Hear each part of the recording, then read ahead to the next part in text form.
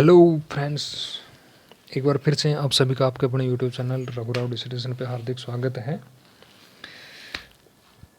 आज एक फिर से अगली फंडामेंटल राइट्स की जो कड़ी चल रही है, जो सीरीज चल रही है अपनी फंडामेंटल राइट्स के जो दिए गए हैं संविधान के द्वारा, उन सब के बारे में चर्चा चल रही है। तो उससे पहले 3 वीडियो आ चुके हैं, आज उसका पार्ट चौथा है।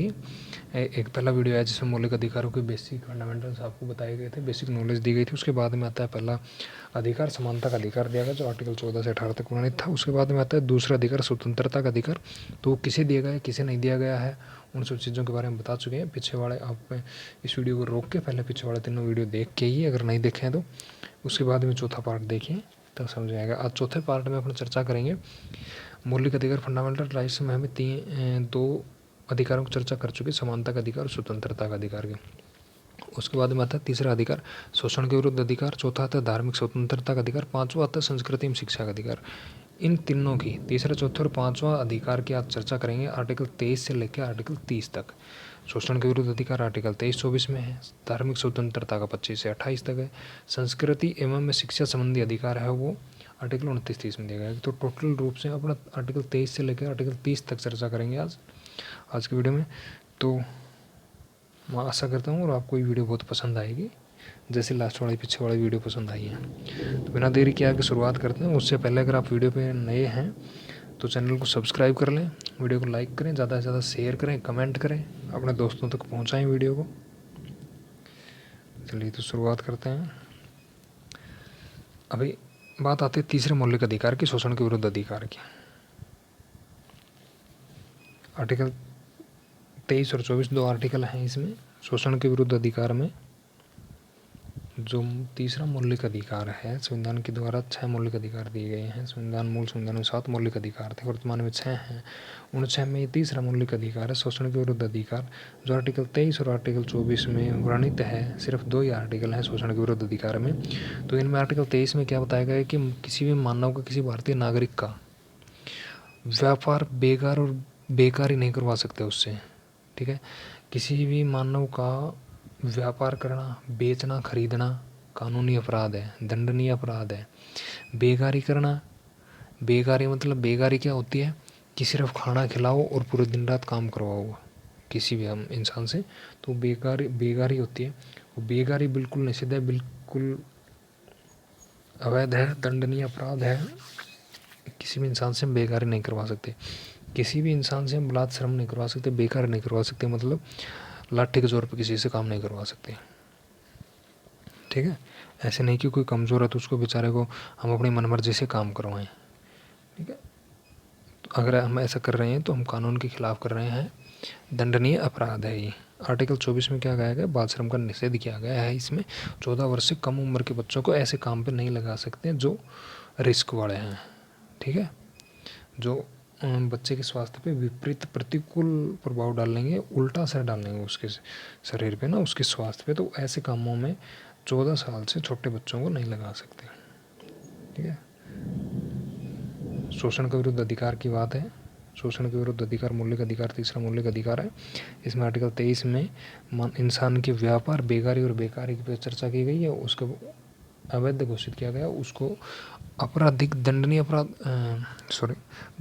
घोषित किया गया उसको। आर्टिकल 24 में बाल श्रम का निषेध किया गया है कि किसी भी 14 वर्ष से कम उम्र के बच्चे को किसी ऐसे कार्य पर नहीं लगा सकते जहाँ पे उसके स्वास्थ्य के प्रतिकूल दशाएं हो। ठीक है, बात आती है चौथे मौलिक अधिकार की, धार्मिक स्वतंत्रता के अधिकार की, जो आर्टिकल 25 से 28 तक वर्णित है। ठीक है, अब आर्टिकल 25 में क्या है, आर्टिकल 25 कहता है मंत्रीकरण की स्वतंत्रता, यानी कि आदमी अपने मनमर्जी से धर्म को अपनाए, उसका आचरण करे, उसका प्रचार करे, प्रसार करे, उसको आराधना करे, उसकी कुछ भी करें। वो आर्टिकल 25 में छूट दी गई है हमें। सिखों को, जैसे सिख होते हैं वो कृपाण धारण करते हैं, छोटी कृपाण धारण करते हैं, तलवार, छोटी सी तलवार होती है वो रखते हैं अपने पास, तो वो उनको इस आर्टिकल 25 के तहत ही प्रदान की गई है। और ये क्वेश्चन एग्जाम में बहुत बार पूछा गया है कि सिखों को कृपाण धारण करने की छूट किस आर्टिकल के तहत दी गई, तो आर्टिकल 25 के तहत दी गई है उनको। वैसे बोला जाए तो इसको अंतःकरण की स्वतंत्रता का अधिकार बोला जाता है।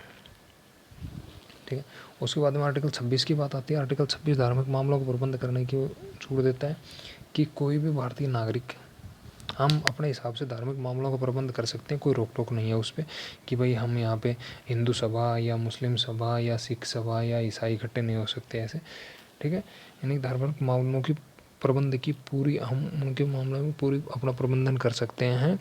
ये संविधान हमें आर्टिकल 26 के तहत छूट देता है, धार्मिक स्वतंत्रता के अधिकार का आर्टिकल 26 के तहत हमें छूट मिलेगी। आर्टिकल 27 क्या कहता है, धार्मिक धन पर कर नहीं, मतलब कि धार्मिक धन मंदिर में या धार्मिक सभाओं में कहीं पे भी जो धन इकट्ठा होता है, एकत्रित होता है, उस पर गवर्नमेंट टैक्स नहीं लगा सकती, वो टैक्स फ्री होता है वो सब, ठीक है। चाहे वो फंडिंग मस्जिदों में फंडिंग हो रही हो या फिर मंदिरों में दान आ रहा हो, कुछ भी आ रहा हो, उस पर गवर्नमेंट टैक्स नहीं लगा सकती, वो सब वो धन टैक्स फ्री होता है। किस अनुच्छेद के तहत होता है, आर्टिकल 27 के तहत होता है। आर्टिकल 27 में इस चीज़ की छूट दे रखी है उसने कि भाई कोई कितना भी डोनेट करे, कोई कितना भी मंदिरों में पैसा लगाए, कोई कितना भी, तो उसमें गवर्नमेंट टैक्स नहीं लगा सकती। अगले आते हैं आर्टिकल 28 की बात। आर्टिकल 28 ये कहता है कि गवर्नमेंट ने, सरकार ने जिन शिक्षण संस्थाओं को खोल रखा है, गवर्नमेंट जो शिक्षण संस्थाएं गवर्नमेंट के द्वारा जो संचालित हैं, उन शिक्षण संस्थाओं में धार्मिक शिक्षा नहीं दी जा सकती। उन शिक्षण संस्थाओं में धार्मिक शिक्षा का निषेध है। वहाँ पे हर नागरिक, प्रत्येक भारतीय समान है। वहाँ पे कोई भी किसी भी तरह की किसी को धार्मिक शिक्षा नहीं दी जा सकती, ठीक है। वहाँ पे सबसे सर्वोपरि संविधान को माना जाता है, समझे। तो आज बात क्या आती है कि चौथा मौलिक अधिकार क्या कहता है, धार्मिक स्वतंत्रता का अधिकार। उसमें 25 से 28 तक 4 आर्टिकल दिए गए हैं।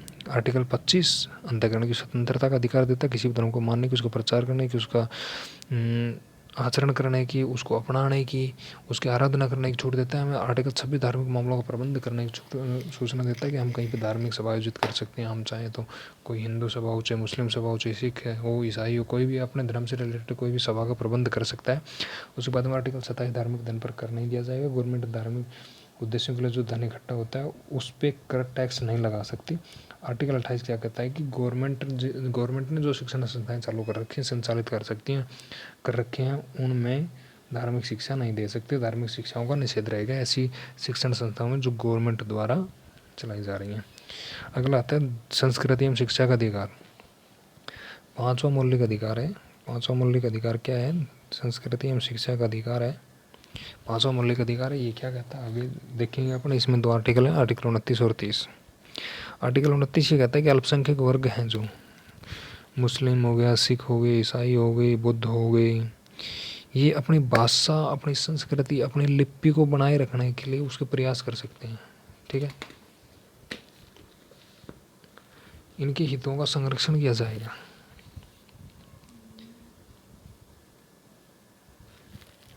आर्टिकल 30 क्या कहते हैं, आर्टिकल 30 क्या कहता है कि अल्पसंख्यक वर्ग द्वारा धर्म एवं भाषा पर आधारित अपने स्तर पर शिक्षण संस्था स्थापित एवं प्रशासन का अधिकार, ठीक है। मतलब कि अल्पसंख्यक वर्ग हो गए जो अभी आपको बताया, मुस्लिम, सिख, ईसाई, बौद्ध, ये अपने धर्म और भाषा पर आधारित अपने स्तर पर शिक्षण संस्थाएं स्थापित कर सकते हैं।